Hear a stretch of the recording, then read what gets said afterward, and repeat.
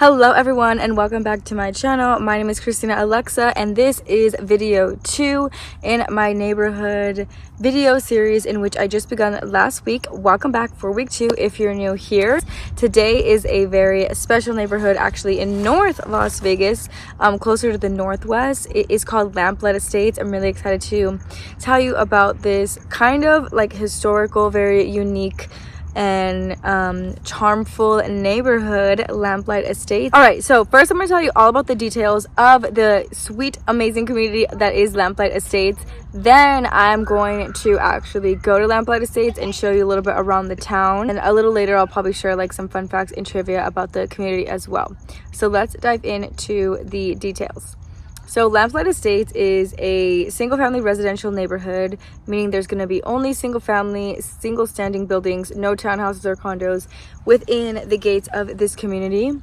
This community is located in the northwest area of Las Vegas, as you can see on this map here. This community is very special and unique, and something I wanted to feature, being that it is now October, on my channel, because it is also located, this single family residential zoning subdivision is located right across from different type of zoning, the type of zoning that allows actually like farmland, and that is sometimes the case when you are shopping in the northwest side of Vegas. You can be right up against like a property that is approved for horse property, or a property that is approved for like industrial in some areas of the northwest. So wanted to showcase what I think is one of the most beautiful neighborhoods in the northwest if you're looking for more like rural type of living here in Las Vegas. My favorite aspect about the homes in Lamplight Estates and why I wanted to showcase them on my channel is because of the very special character and charm these properties have. This is a very unique case in Las Vegas, being that this neighborhood has a decent amount of homes that actually have a basement. Yes, you heard that right. Some properties in Las Vegas do have basements. Not all. It is not the majority of properties. It's the minority of properties. Particularly, this neighborhood also stands out because it does not feel like you're living in Vegas or even North Las Vegas at all, especially when you're like walking around and looking at the front yard facades of these beautiful properties. It was really enjoyable for me to go visit Lamplight Estates. I actually have a client who's looking in this neighborhood right now, and I'm talking to a couple property owners in the neighborhood as well, and a lot of them are actually original owners from the early 2000s when the homes were built. I will mention this a little bit later, and like when I go over the trivia and the fun facts, but these homes were actually built and developed by a local developer, so not like a big corporation. So they definitely have a lot of unique character and charm to them. The neighborhood itself has a couple different parks just for the 200 homes in this subdivision. I could see the type of person who lives in Lamplight Estates is someone who just like really wants a lot of square feet and also a lot of backyard space, like an extensive amount. A little bit more about the neighborhood. The middle school is going to be the Ralph C Middle School, and then elementary school, the public schools, it's going to be the Betsy Rhodes Public, and then for the high school it is zoned for Arbor View High School. If anyone who's watching ever has questions about zoning for a certain home, I can send you the link for the website. You could just look on Clark County School District website, and it'll specify the different zonings. I don't work with too many people from this channel that have children, but I know it might be important to some who have children, A, or B, if you care for resale value. I am a real estate agent here in Las Vegas. If you're new to this channel, all of my business comes directly from this YouTube page. So if you would like to work with me, fill out the form that is going to be linked in the description. It's always going to be in my description, okay? If you would like to work together as you're relocating to Vegas, oftentimes I'm working with people from my YouTube channel that are relocating, oftentimes young professionals, which is kind of what I've been able to attract. I've helped people get into condos, single family homes, new construction, whatever it is. Been in the business enough years now that I have confidence in my skills, and I would love to interview to be your agent. Okay, so fill out the form if you care about that. If you don't care about that, okay, let's keep going. All right, so now you've got all the details, and now we're gonna go visit the community. This is my favorite part. So as I was visiting this community, I did obviously do my research, but I like to physically go and actually like test drive driving from the neighborhood Lamplight Estates to like the nearest store.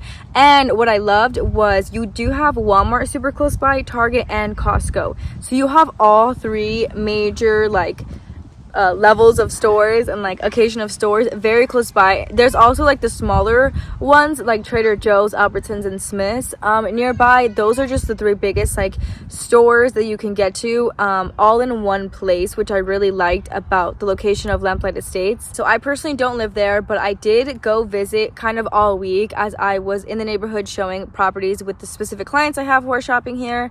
And I was talking to a few property owners in the home as well, so I got a really good idea of the type of neighbors. A lot of original owners, as I might have touched on earlier in this video. And the original owners have so much pride in these properties. I mean, I would too. These are beautiful homes. The original owners were all very, very welcoming. Obviously, I'm a real estate agent. I'm on their front doorstep, asking about the community. But they all had really, really nice things to say. For some reason, they're out of the 200 homes in this subdivision, one of them actually burned down. I didn't get an answer as to when or why it burned down, but there's one lot in this entire 200, a little bit over 200 home subdivision that is actually a dirt lot. Even a couple neighbors, I should say, all hearsay, let me know that they believe like the owner of the lot, even though the property did burn down, they've kept up with property taxes and like HOA fees and all that stuff, but it is a sore thumb in the neighborhood. There is a beautiful park in the center of this community where a lot of the children play, and it was very, very nice and sweet to see. And also I had the opportunity, as I was in the neighborhood all week, to speak to and tour another property owner's home that is her home was right in front of the community park, and it's just so peaceful and lovely. And that owner was an original owner who shared with me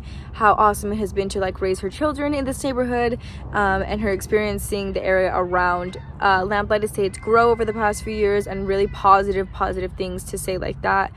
This is definitely not a neighborhood that I, even as a real estate agent, run into every day, because everyone was just so kind, and it's just it has so much charm, Lamplight Estates. However, I did go up there all week, multiple days a week. It was great and nice and quiet and homey. On the weekends, because Gilchrist Orchard has seasonal activities for the fall, it gets insanely busy, and it does kind of pour into Lamplight Estates and the other surrounding subdivisions. So I went like Saturday or Sunday at like 11 a.m. and this is what like the car parking pileup situation was like. It was honestly pretty extensive, so it's definitely something to note, that anytime there's a big community event, at the orchard across the street, there's going to be a lot of people out and about. Is this necessarily a bad thing? No, not at all. I think it's like really cool to live by kind of like a community center, but it's something that it's like you need to know as an owner, like 4 months out of the year, you're there's going to be like that pile up for the events across the street. Another thing about the daily life in Lamplight Estates, if you care to go to a casino, this neighborhood is actually within just a few minutes to a Stations casino. And if you're not familiar, Stations casinos in Las Vegas is kind of like the locals' favorite. It owns a vast majority of really, really good, tried and true casinos, casino and resorts here in town, and one of their properties, which is the Santa Fe property, is very close, short drive from Lamplight Estates. So if that is something that is important to you, that's a little fun fact about the daily life there. The only nightlife situation by Lamplight Estates is either going to be a night event, like a sundown kind of sunset event at Gilchrist Orchard, or if you really care for nightlife, you probably would end up going to Santa Fe Resort and Casino, because there's a couple bars there and things of that manner during the week.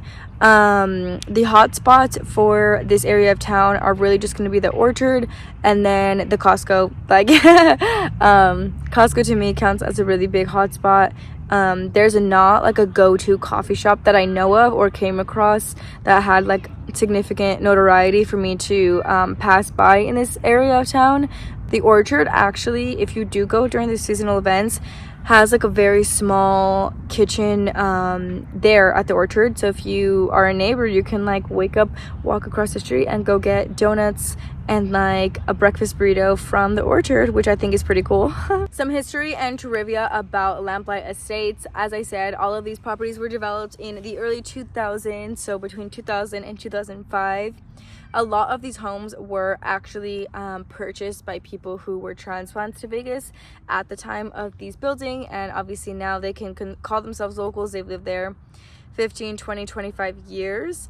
The floor plans in Lamplight Estates start as low as 2,300 square feet and go upwards of closer to over 6,000 square feet. So some of the houses in there, and I got the chance to tour them, are massive, and those are oftentimes the ones with the finished basement or that third level that's either turned into like a kid's room or a movie theater or even like an in-law suite if it needed to be. The original builder was actually Kristina Corporation, which was a small local developer that eventually got bought by Lennar Corporation, which is a huge multi-region developer, real estate developer in the modern day. Today, Lennar Homes is where they advertise as.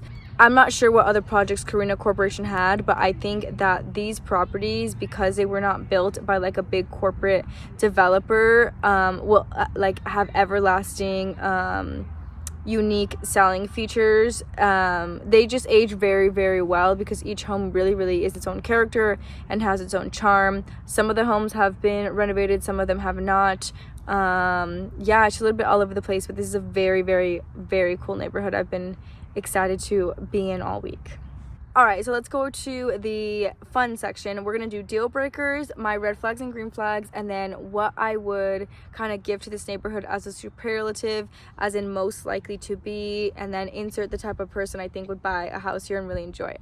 So first things first, the only deal breaker I could really think of is the maintenance. These are really big lots, and they're also really big homes, and they're also early 2000s homes. So the only deal breaker that could be present is if you're not like willing and able to maintain a property that is so big, and also its bones are, you know, getting to be like 25 years old, 20 to 25 years old now in 2025. So as you know, it ages in like the 30, 40, 50-year-old mark of these homes are going to need upgrades as we age. That's the only deal breaker.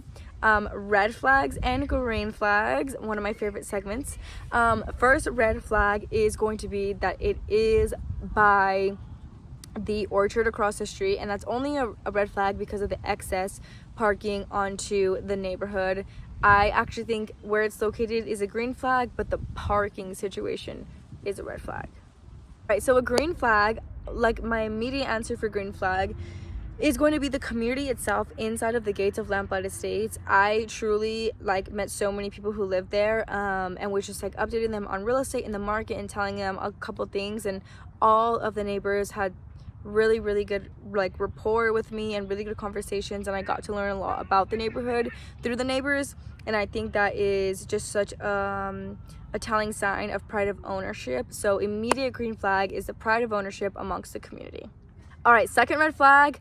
The second red flag, I think, is going to be that lot that I mentioned that is burned down in the community. The only reason it is a red flag is because from what I've heard, the HOA is not taking care of, you know, a property being rebuilt on that lot. And it does look poor as far as like property values, if there is just one dirt lot sitting next to you. So the only reason I classify that as a red flag is because if the people that are like on the street of the dirt lot ask me to sell their home, it could possibly stigmatize the property that we're attempting to sell. My second green flag, so many original owners in the neighborhood. This is such a green flag because it means that these homes have stood true to the test of time and been a good investment for enough property owners that a good chunk of the neighborhood is still original owners. Again, it just screams like happiness and contentment and joy and trust in a neighborhood, and like a build quality if a lot of the owners are still around, you know, and still loving their property. My last green flag, and I think there's more green flags than red for this neighborhood on this episode, so that's a really good sign. My last green flag is going to be that it was built by a completely small corporate developer and not a huge multi-regional developer upon its original build. Again, if you didn't catch it early in the video, this subdivision was built by Carina Corporation before it got bought by Lennar. So green flag for that. All right, last but not least, this neighborhood is going to get a superlative from me, which amongst all of the videos that I'm filming in my neighborhood series, I am attempting to give each neighborhood like a most likely to neighborhood, meaning whatever my opinion is of the type of person I would think is like most happy in this neighborhood, or what the neighborhood is most notable for. And for Lamplight Estates, I want to give them the most likely to award of most likely to be your forever home. I personally fell in love with these homes when I was making this video and touring a lot of these properties, and I think that like 9 out of 10 people, if they had the means and they were like able to, and if they got in and we found something on market for them in this community, it would be a home, if not owned forever per se, for 15 or 20 years at minimum, because these homes are just so beautiful. So the superlative for Lamplight Estates is going to be most likely to be your forever home.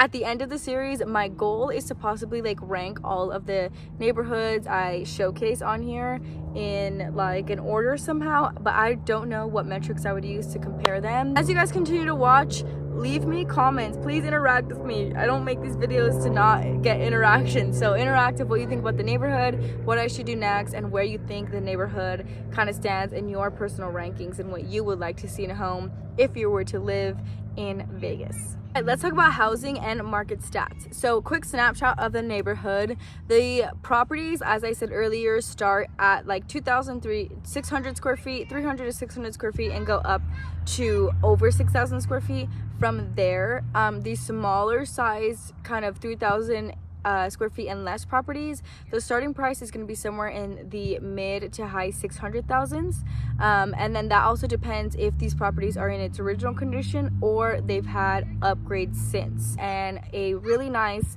one in pristine condition that has upgrades in it and everything's completely finished and turnkey is going to go up to somewhere around 1.1 to 1.2 million again, and that is if the property is in pristine condition.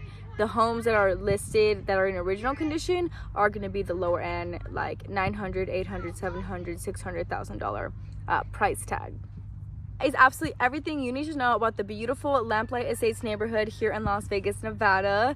Again, if you'd like to work with me or if you have any further questions, fill out the form, which is the first link in the description of this video. In about 7 to 10 days from now, there's going to be a third video in my neighborhood video series. So if you like what you're watching, make sure to subscribe. And otherwise, leave me a comment or leave me be. Bye. See you next week.